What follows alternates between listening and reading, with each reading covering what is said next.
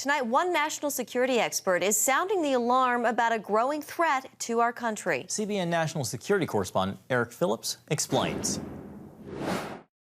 Bradley Bowman leads the Center on Military and Political Power at the Foundation for the Defense of Democracies. He tells me how in the past, political division in the U.S. carried little to no consequence to national security.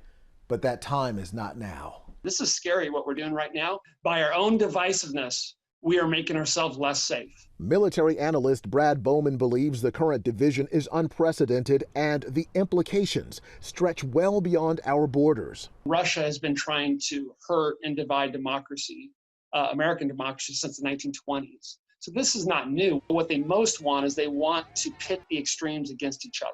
So, they want to pit the far right against the far left, and so that we tear each other apart. They want to say that our authoritarian model, their authoritarian model, is better than ours. Look at America. Look at that horrific debate.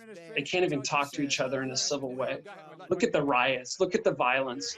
And so we really are playing right into their hands. Bowman says diversity is America's greatest strength, what he calls its center of gravity. It's why he's critically concerned. The scary divisions that we're seeing, in my view, along racial lines, economic lines, party lines, to me, our adversaries, particularly Russia and increasingly China, view as an opportunity to attack as our center of gravity of unity. Your political adversary is not your enemy. And if that's the way you think, you're helping Putin more than you're helping our country. And I think you need to hear that directly. Bradley points to Russian interference in the 2016 presidential election and further alleged interference now in 2020. But he says that's just one example of how the cancer of division spreading in our land leaves us more susceptible to outside influence. Unify your team, divide the other team, and that's how you win.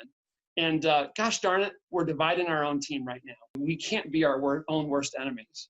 We should not do Vladimir Putin's work for him. Bowman is quick to point out that there is room for robust disagreement within our democracy. He says that's not what weakens us.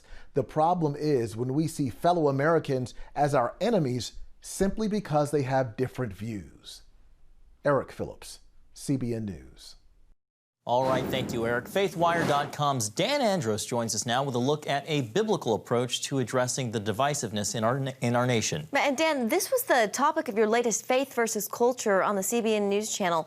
What does the Bible say, Dan, about being divided politically, culturally?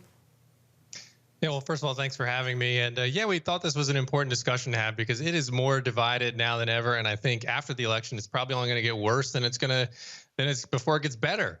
And so I think it's important to give a biblical look at how we as Christians should be responding to this. And I think one of the first things to understand, culturally, the division, I think in Luke 12, Jesus makes it plain that we should expect division. This should not be surprising to us at all. He says in verse 51, "Do you think that I've come to give peace on earth?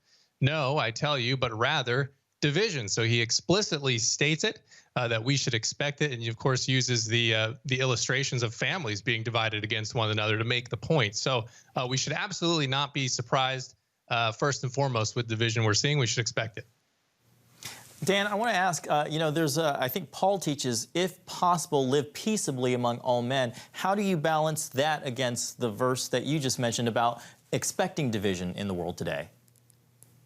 Yeah, well, it is a tough one to do because, as we said, there's so much division out there. But the other kind of division, John, that we have is among Christians as well. So there's two things that we have to balance there. So, yeah, we've got to learn to live peaceably as much as we can with our brothers. But even more importantly is that unity amongst ourselves as Christians. And so we have to also, focus